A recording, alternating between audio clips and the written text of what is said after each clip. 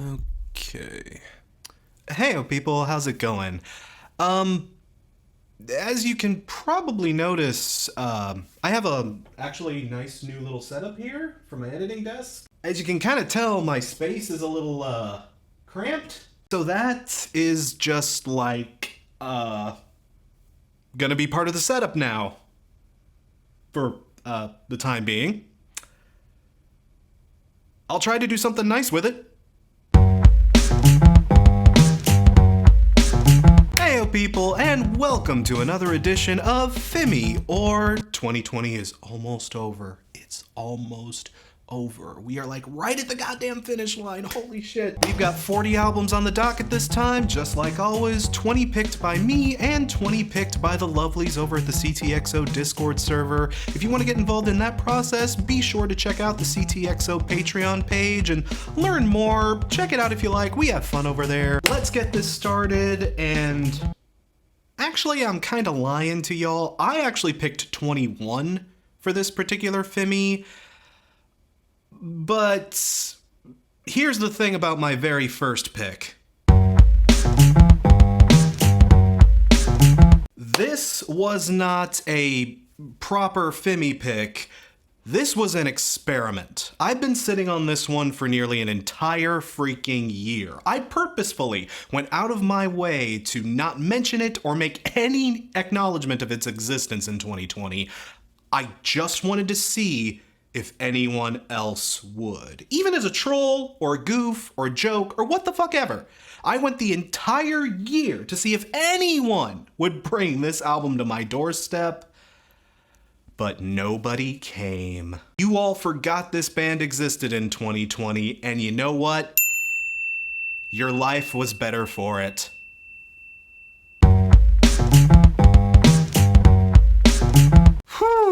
Shit was so messed up in 2020, Drive-By Truckers had to release 2 albums this year. Oh man, that's just what this year was. But you know, I dug this. After I praised Jason Isbell's last record a while back, a lot of you recommended Drive-By Truckers to me, and you know, yeah, you weren't wrong. Some fantastic modern country with some very well-rounded instrumentation and thoughtful lyrics. It was a little bleak for my tastes. At least my tastes in 2020. Shit. But regardless, I still had a good time with this one. If you like country, yeah, Drive-By Truckers puts out good stuff. I definitely recommend them. You know, I honestly like Neil Cicierega. Cicierega? I'm probably mispronouncing that. I'm sorry. I mispronounce everything. I've always gotten a kick out of his mashup work, and especially his Mouth series of albums. They're always a fun listen, but like, I mean, they are what they are. They're just goofs. They're shitposts, basically. I mean, it's some good, wholesome fun, but it's not anything to like lose your nuggets over or anything. But you know, it's cool. I always like these albums when they come around. But they're not, like, groundbreaking or anything, but that's fine, you know? Sometimes you just gotta let things be what they are, and you know what? For what this is, sure, it's pretty nice. I dig it. I want my baby back. Hey, you! What do you say? Something beautiful. Another savage and lovely bit of post-hardcore from Touché and Amoré here. Not quite as focused and relentlessly painful and heartbreaking as Stage 4 was in 2016, but I really did like a lot of the musical experimentation and the new things they tried on this record, like the slide guitars on A Broadcast, or the very humble and echoey piano stuff in A Forecast. Again, I don't necessarily love this one the same way that I loved Stage 4, but I don't know, Stage 4 was a whole different beast. Stage 4 was such a heavy and meaningful record. That one was always going to be hard to top. This is Touché Amoré coming back to basics a little bit, but even at their basic, they are still pretty damn good. I got a lot out of this.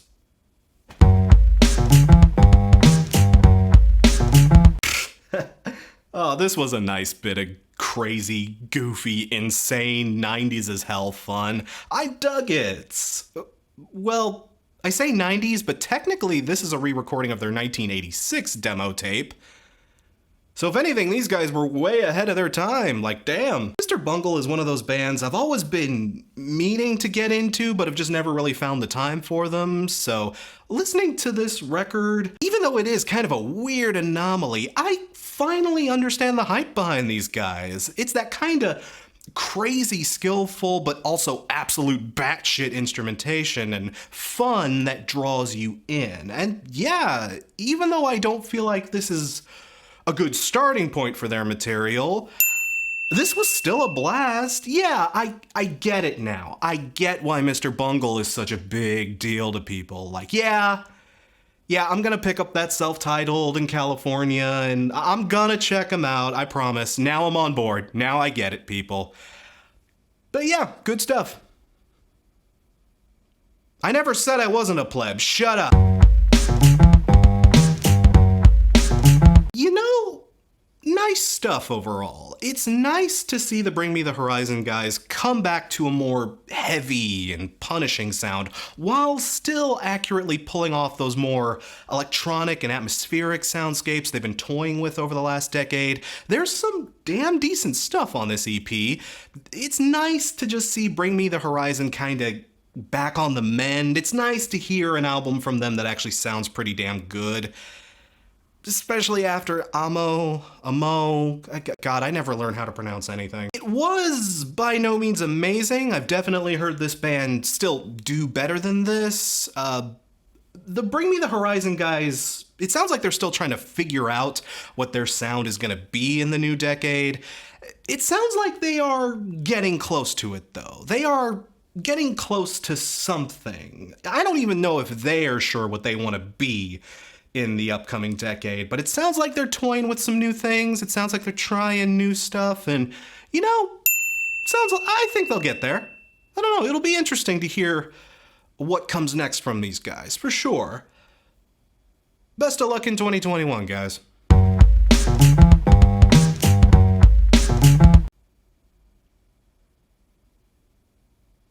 It wasn't as bad as I thought it was gonna be. No, really, it wasn't. There were a few decent moments on this thing, if I'm being honest, but like, who the hell was asking for this? The awkward attempts at humor, the goofy, tongue-in-cheeky approach to lyrics and themes on this record. What was Corey Taylor going for here? Stuff like this may work on his like social media platforms, but on an album, it just really doesn't translate, especially with these 6 out of 10 riffs behind it. I mean, I listen to a song like CMFT Must Be Stopped, and all I can think of is, wow, when the millennials hit their midlife crisis, it's gonna get really dorky. I mean, it sounds like he had fun making it. It's not the most dreadful thing I heard in 2020, but as far as vanity projects go, I'll just say what I always say when these vanity projects come across my table. Just because you were having fun doesn't mean we're having fun. I've heard worse still, but it's still not good. Like Stone Sour broke up because of this. You know, I wanted to cover this guy ever since I heard him opening for Remo Drive a few years back. His live show was really an interesting sight. The guy was just brimming with charisma and a certain likable charm that was just instantly infectious. And sure enough, the record we have here was exactly what I was hoping it would be. Simple, humble, but earnest melodies that are pleasantly mellow, low-key, and very thoughtful. The guy is a pretty talented songwriter, all in all. Even if he may be a little on the goofy side for some, I still found a lot to enjoy about this guy's work. I don't think it'll be for everybody, but the dude is supremely talented, and honestly, it wouldn't hurt to check him out. If you think that this will be your thing, listen to a few songs, see if you like it, and you know what? If you do, stick around, because the guy's got a decent amount of good stuff.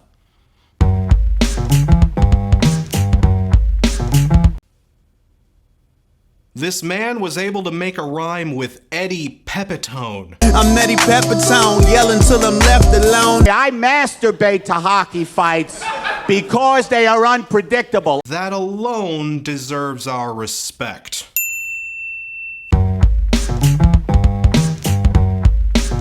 And it's nice to see Gorillaz back on the upswing, especially after Humans and the Now were just kinda there.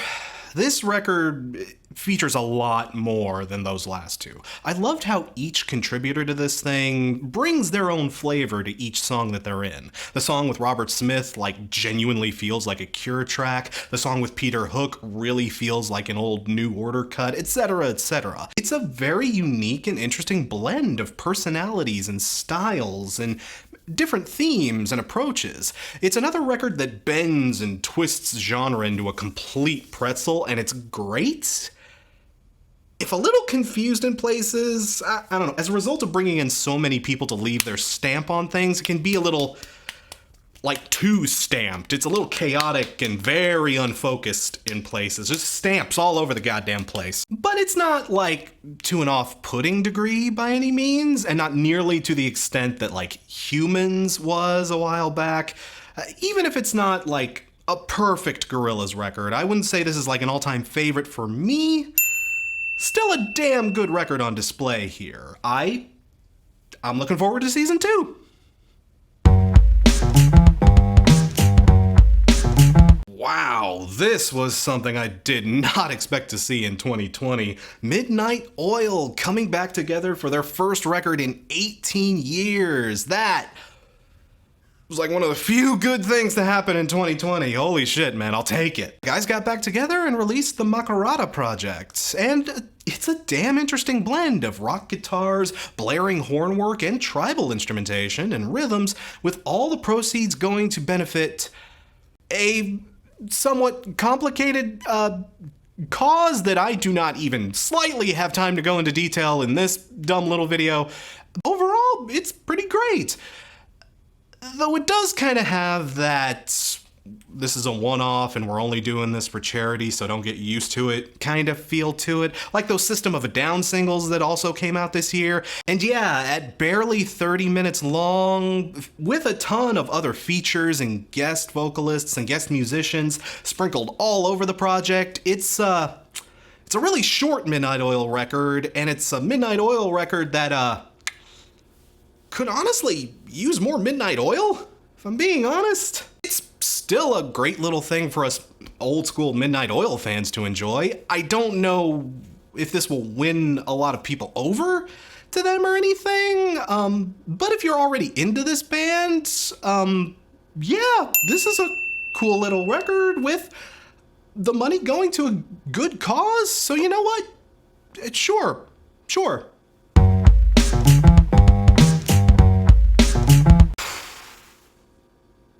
So I just don't think I like Ariana Grande that much. I don't hate her for any specific reason, but the music she puts out, I don't know, to me it's always felt just like generic pop stuff. I've always found her to be kind of flavorless and drab. Thank You Next certainly had interesting moments on it that proved that if she really did want to dig a little deeper and grind out something more meaningful, she wasn't incapable of doing that, but even still, that record as a whole even just felt kind of padded and rushed out to me. I didn't like that one as much as everyone else seemed to, and this record here is just Ariana kind of going back to old formulas, going back to stuff that worked, and I don't know, even if you do like Ariana, this is a little too much Grande at once, you know? Like, man, this girl is just gonna start releasing albums every 3 months at this point, isn't she? She already dropped one while you were watching this, didn't she? Oh, Ariana, stop.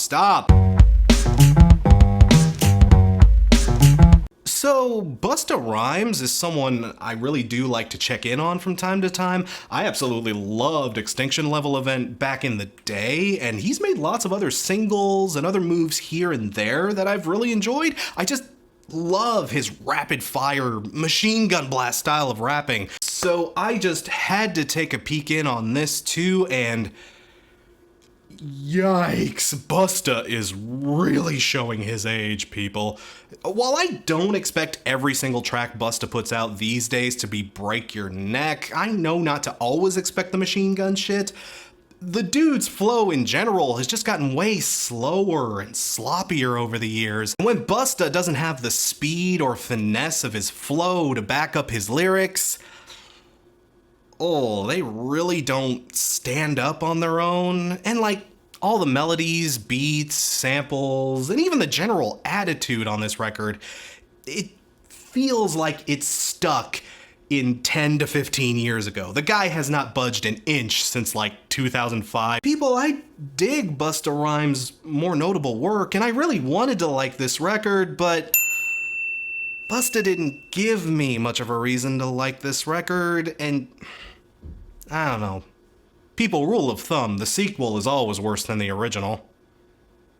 I mean, you can't make things extinct twice.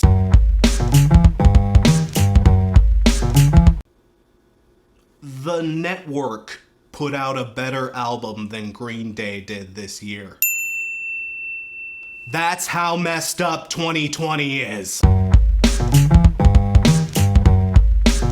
Ferocious, aggressive, and powerful as all hell groove thrash. Another wonderful little slice of raw, heavy shit from the guys in Kill or Be Killed. I honestly have a lot of fun with this band anytime they show up, even if it wasn't exactly the most, deep or thought-provoking experience out there. These guys just know how to do heavy right. Though when your band contains people from Dillinger Escape Plan, Converge, Mastodon, and freaking Max Cavalera himself, yeah, you better hope they know how to bring the thunder. I said in my old review of their self-titled that Kill or Be Killed is that rare supergroup that genuinely does feel pretty super, and you know what? They didn't sophomore slump out, so more power to them. It's nice that the guys got together to dedicate this record to their late great guitarist and songwriter Malcolm Young, rest in peace. It's also great that the boys were able to reconcile with longtime lead singer Brian Johnson after whatever the hell that was all about. I'm glad the guys have their hearts in the right place for this one. I really am. But let's be real about this. AC/DC was a band that kinda ran out of ideas by 1991, debatably even earlier than that, and these guys have really been showing their age since like 2000. 20 years later? Look, I'm sorry, this one's super rough around the edges. I'm not angry that this exists. Hey, the people who want more AC/DC in 2020, they aren't asking for these guys to reinvent the wheel. This record gives that crowd everything they could possibly want and more, so I don't have a reason to be chuffed about this, but if you aren't a super dyed-in-the-wool Akadakistan, look, this one's pretty rough and you really don't have to bother with it. Hey, I'm happy you AC/DC fans are happy. I'm happy for y'all, but those of us who don't worship this band,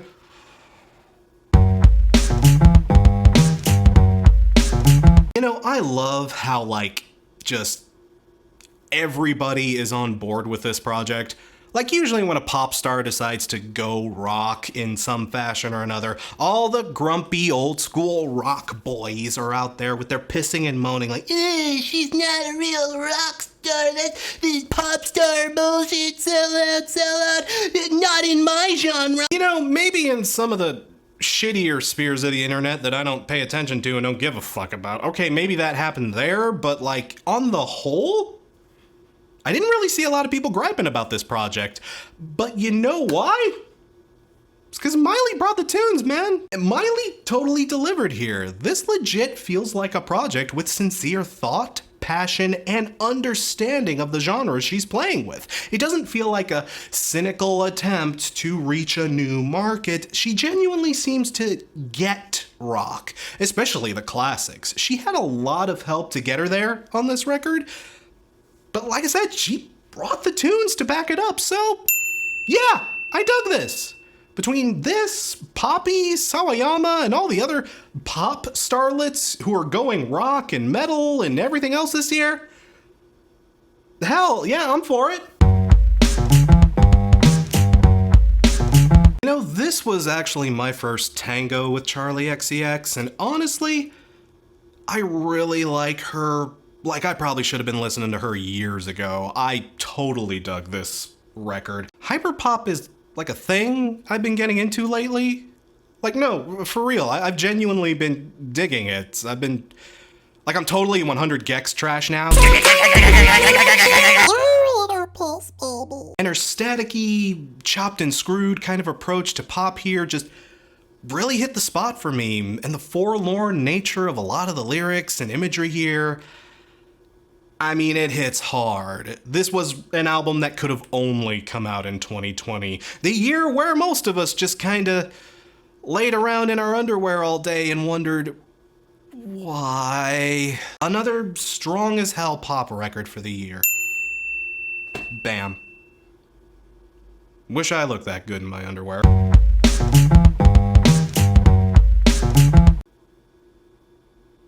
Believe it or not, I'm not as peeved as others seem to be about this one. I've certainly come to expect worse from the Black Eyed Peas at this point. I didn't hate this one as much as, say, like, the beginning, but man, I get where the hate comes from. I really do. Y'all angry about this? You're right to be angry. I don't blame you for 1 second. Who on earth was asking these guys to do reggaeton? Given the reception this thing's gotten, the answer to that is clearly nobody, and even though this is a genre I really don't fuck with, I can tell they just did an awful job trying to co-opt it. This thing reeks of cynicism. It's the opposite of Plastic Hearts. This one only exists because reggaeton is a big market right now.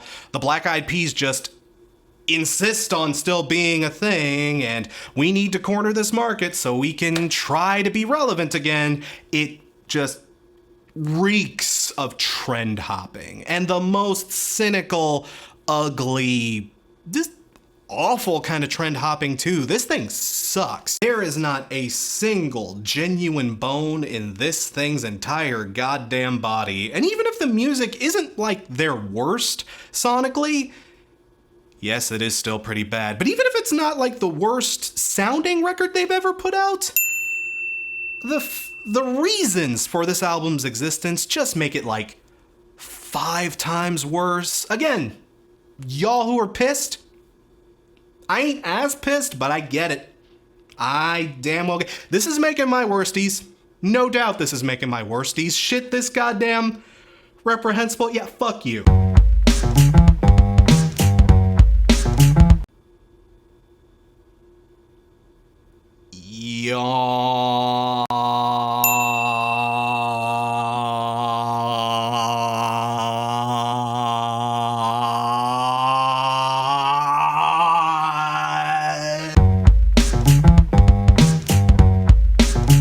Damn, I didn't see this one coming. You know, I think this whole process of Taylor getting back to basics and cutting out a lot of the bullshit from her sound has been extremely therapeutic for her. You can just tell these projects really come from the heart. There's an earnestness in there that we haven't seen from her in a good long while, and it's helped us all kind of rediscovered what we liked about Taylor in the first place. This has been a surprisingly good year for her, at least from a musical standpoint, and I think I actually liked this record better than I liked Folklore. The features are what really pushes it over the edge for me, like especially that song she did with The National. Like, who in the hell would have thought that would be a good team up? Taylor has honestly been getting her groove back with these small, thoughtful little folk projects, and you know what? this can only be good for her in the future. Honestly, I'm happy to hear decent stuff come out of her again. Now, I remember Beabadoobee from a few years back when I reviewed Space Cadet, and I really enjoyed that. I was looking forward to hearing more, lo-fi, bedroom pop, kinda basement jammy kinda stuff. I didn't expect her to go full Liz Phair, Juliana Hatfield, 90s girl rock banger on us. I also didn't expect her to be so goddamn good at it, too. Like, legit, rock is totally getting taken over by the pop queens, and you know what? If the music is gonna sound this good, especially given what the idiot boys have done with the genre over the last 20 years, yes, again, take it. Take it. You're all doing such great stuff. Like, I'm here for it. Like, I want more of this. This could be rock, goddammit. Jittery, jangly electropop on display here that's very caustic and abrasive. This was actually the same dude who did the score for Uncut Gems, and like, it may be good for what it is, but stuff that's just jangly and kind of unorganized, it just kind of isn't my thing. It rides the line between pretty and ugly a bit too sloppily for my tastes. This isn't something I fuck with during the best of times, and I don't know. This is definitely one of those records that's gonna be for some of y'all, but for me, it was just, it's not my thing. Take my score with massive grains of salt here, because your mileage is definitely gonna vary, but I didn't really care for this, I'm sorry. So, the drummer for 5 Seconds of Summer has a side project. And that's like literally all I have to say about it. 5 Seconds of Summer is a band, to me at least, that has been getting painfully bland over the years.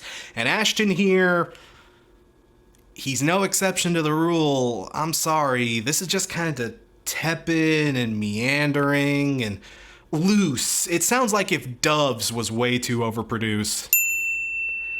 I'm not a fan. That's all I can say.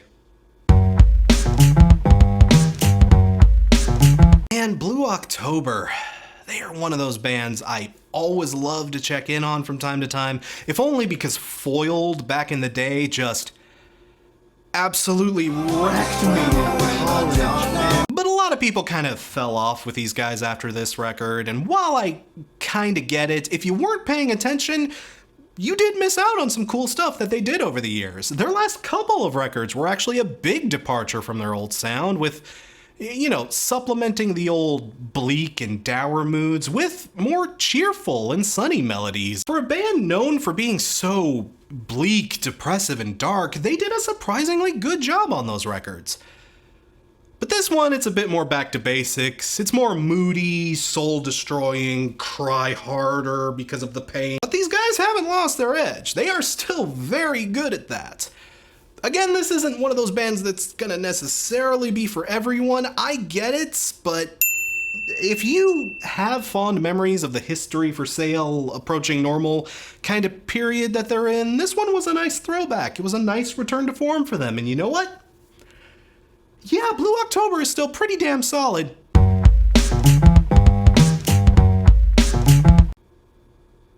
I honestly have no idea why these Vocaloid acts keep coming across my desk. Like I've said in other reviews, this is just not a genre I get.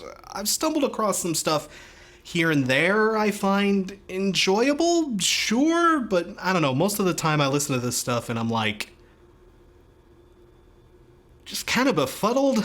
And this, I mean, there is some genuinely nice instrumentation in there for sure. Like the stuff that isn't the vocals? God, how do you even classify that in Vocaloid? The stuff that isn't the vocal melodies is pretty decent actually, but the actual Vocaloid stuff, the actual vocals here, it sounds like I'm being sweared at by an anime speak and spell. For all I know, this could be a Vocaloid masterpiece, but I didn't enjoy it. I just don't think Vocaloid is for me.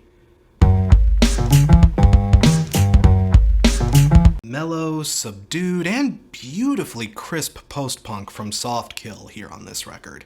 Between this and that Choir Boy record that dropped earlier in the year, I think I'm just a total sucker for this ultra pretty, ultra moody, kind of dark-ish style of post-rock. God help me, I'm a sucker for a pretty melody, and a lot of the melodies on this are just, so pretty, so pretty. It's such a pretty record. It can be a little overly subdued at times. It can get downright sleepy in places, but overall, it's a fantastic little album, especially if you like the mellower side of the genre. Yeah, this is definitely one worth trying out. I definitely was feeling this one.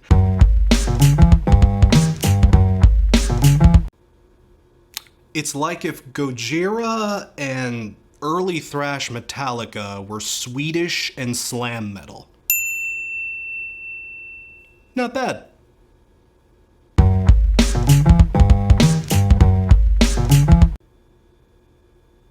So this is what happens when you give AJJ meth. It's alright, I guess.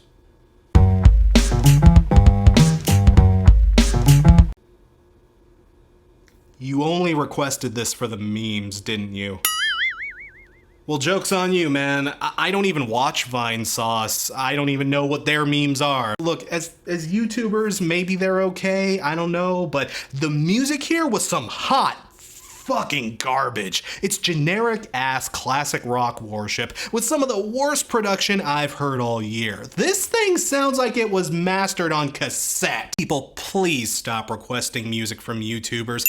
99% of the time, it's almost always fucking dreadful. And yes, I include myself into that equation. I ain't exempt from this. Have you heard my music? My music sucks. It, sure is a Newfound Glory record, alright. I mean, this album, to be fair, is a bit more of a return to form for them. Seen a lot of that happen in 2020. But that's the thing, their last couple of records were a bit more on the darker, moodier, or debatably more grown-up side of things. They decided to pull a big flashback on us, remind us of better times. And you know what? There's a part of me that definitely appreciates that. Even if Newfound Glory... I mean, they're kind of like AC/DC, you know, they're old fans, the people who are still hanging in there, they know exactly what they want out of this band, and these guys are still giving it to them, so that much I can at least appreciate and respect, but, I mean, it is just another Newfound Glory record. If that doesn't sound like something you'd vibe with, then you won't, but if it is, hey, it's alright.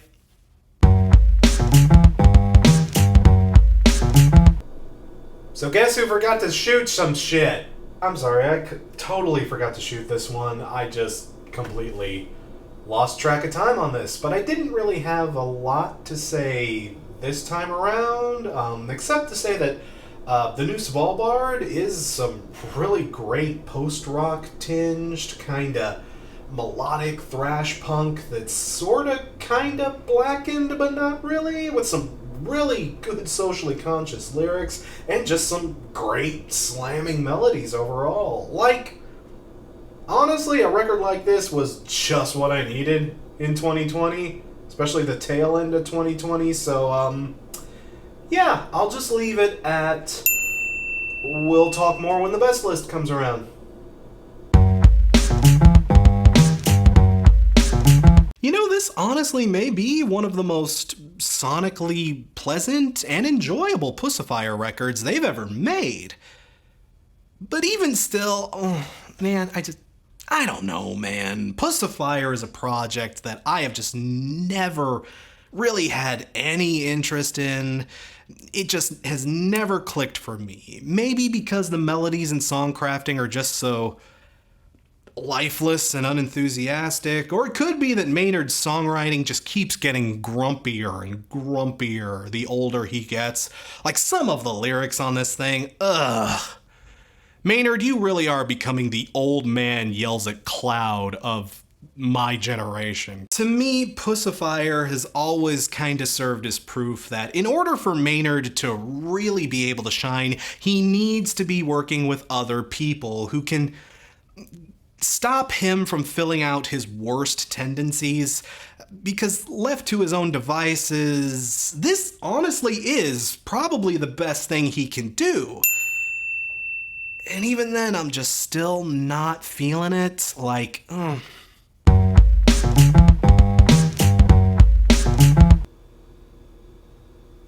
damn it, I forgot to shoot this one too. But, people, with this one, well, as you can see from my script here,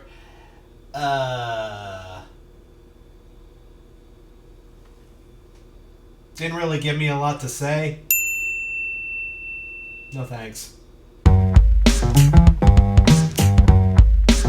Another bombastic nugget of joy from Fever 333. It's a short, super snacky little EP that, truth be told, really does not have a lot of meat on its bones. The thing is barely over 18 minutes, but man, it still floors me how much raw energy and power these guys can stuff into such a little package. It may be ultra short, but it's the best kind of short in that it leaves me hungry for more. God damn, can we please get another record from Fever 333 in 2021? We're gonna need it. An interesting bit of dance pop flavored rock that is very lively and glitzy. This outfit is fronted by a guy who used to be in Panic at the Disco, and brother, you can really tell that this guy used to be in Panic at the Disco. It's poppy, it's big, it's extravagant. It has some really strong single cuts on it too. The singles off of this one in particular are crazy good. I really enjoyed them. But the deep cuts, they leave a lot to be desired, if I'm being honest, especially off the strength of the singles. This project just looks like it's gonna carry over some of Panic's more bad habits as well. This project definitely feels like it's gonna be more of a singles thing than a full-blown album band, but I mean, the strength of those singles alone, I just gotta give credit where it's due. They are pretty strong. It would be worth giving this album a shot just off of the strength of those, but if you're looking for like a deep or like a really engrossing experience, nah. But again, those singles really kick. Were you just not feeling the last Creeper record? Did you really want another slice of eternity in your arms? Did you miss the fast-paced mall goth stampede of the band's earlier work? Well, frontman Will Gould has a side project that you're really gonna wanna check out. Again, it's way too short. It's just an EP that's barely 15 minutes at that, but this is just a public service announcement for those of you that may need it. If you miss old Creeper, yeah, right here. Just saying, just throwing that out for y'all. Now, this was an interesting experience. I don't even really know how to classify this. It's a very unique blend of, say, The Killers, Coldplay, Alabama Shakes, and Radiohead. It's mellow, it's soothing, and it's extremely sonically rich, but it blends genre in such a bold and interesting way. Like, ooh, people, this is a damn interesting listen, and you do not want to sleep on it. If you're into hip-hop, indie stuff, poppier rock, like, I don't know, like, honestly, it's, again, he's hard to shoehorn into any specific category, but if you like very pleasant melodies and very good lyrics and very, very interesting instrumentation. I don't know, I can't put it into words very well, but yeah, people, pick this one up. I'll try to do a better job on the best of the year list. No joke.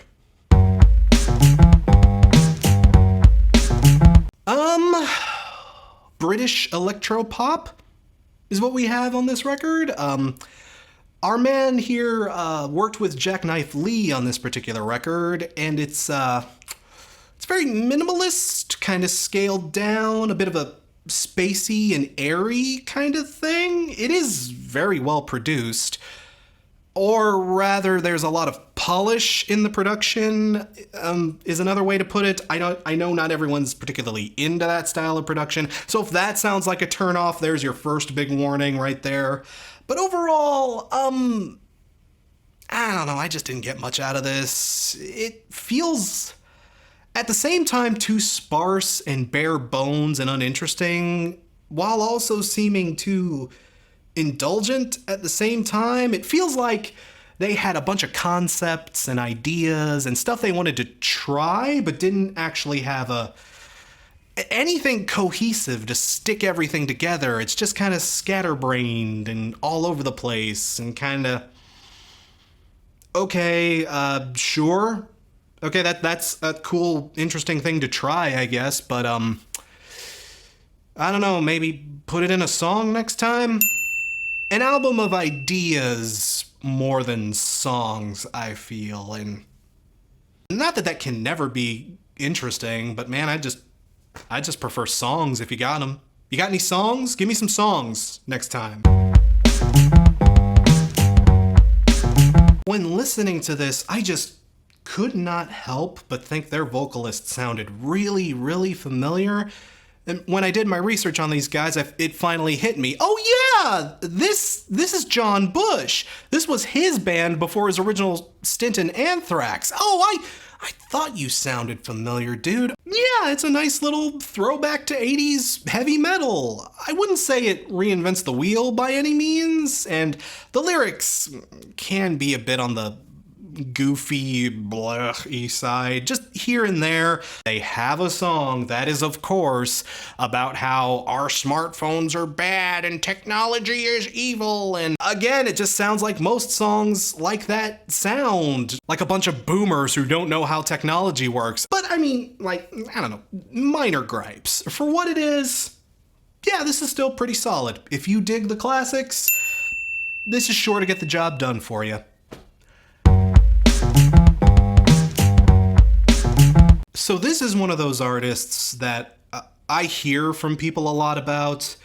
Usually it's on the side of, oh, Crash, oh, you're gonna hate this guy, and oh, he's awful, oh, I can't wait for you to tear this one to shreds, it's so bad, dude. Like, listening to the record, I don't know, am I supposed to hate this guy? Because I didn't hate this record. I mean, he is a bit on the derivative side. You can very, very clearly tell who his influences are. This guy listens to way too much My Chemical Romance in 1975, but, like, even if it is a teensy bit derivative, it honestly wasn't unlistenable or anything. The dude does bring his own approach and style to that kind of sound, and there were some hooks and choruses in here that did catch me off guard. I had a better time with this album than y'all kind of built it up to be. It's not an album of the year candidate or anything, but for what it is, I'm sorry, I don't hate it. I guess maybe I'm supposed to hate it because this guy is friends with Machine Gun Kelly. Is that what it is? I will say that the MGK feature on this record is just fucking dog shit. That was a shitty moment. It's a song that isn't good enough for MGK's album.